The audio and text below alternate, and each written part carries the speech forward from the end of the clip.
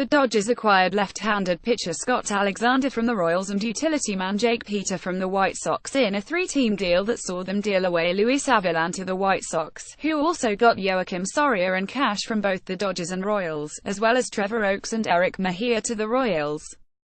The Los Angeles Dodgers acquired LHP Scott Alexander and minor league INF Jake Peter in a three-team trade with the White Sox and Royals.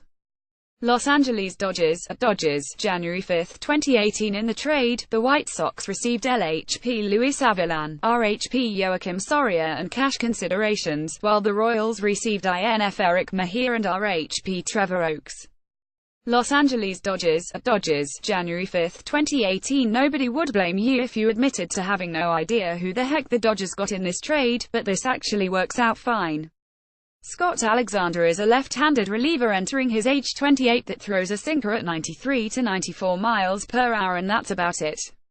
He used the sinker a whopping 94% of the time last year, only occasionally throwing in a slider and change.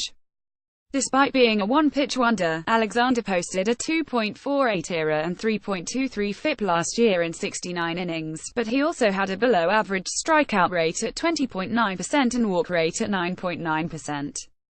So what's the big deal, right?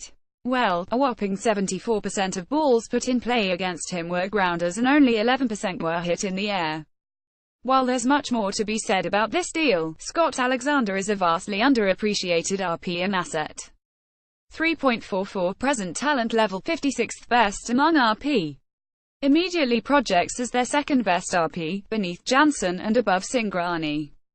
NEIFI Analytics, at Nifico, January 5, 2018. For years the Dodgers have coveted Zach Britton for similar reasons, and now it's not happening due to his injury, so it seems like they went after the next best thing.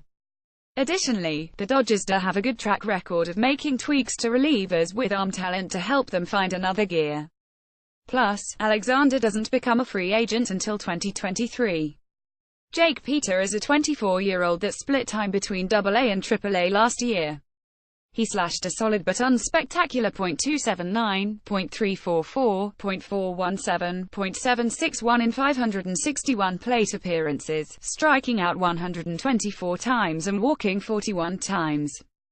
It's not hard to see what the Dodgers want out of him after you realize he can play second base, third base, shortstop, left field, and right field. He's a utility option that's close to the majors and could be useful if injuries hit the big league club. Luis Avilan has been solid for the Dodgers out of the bullpen since coming over at the deadline in 2015, but he was out of options next year, has had trouble staying healthy, and would have been redundant with the acquisition of Alexander and the emergence of Tony Cingrani. Losing Trevor Oakes hurts more, as he looked like quality starting pitching depth in the minors that could have been helpful with the injury-prone arms of the Dodgers rotation. Furthermore, despite being limited by injury last year, his strikeout rate spiked from the 5 to 6K9 range it had been to 8K9. Still think he has the potential to be a back-end rotation guy. Eric Mejia is a 22-year-old utility infield type that spent most of his 2017 at AA and .278, .344, .397, .741. There's upside there, but he seems to basically be the less MLB-ready version of Peter.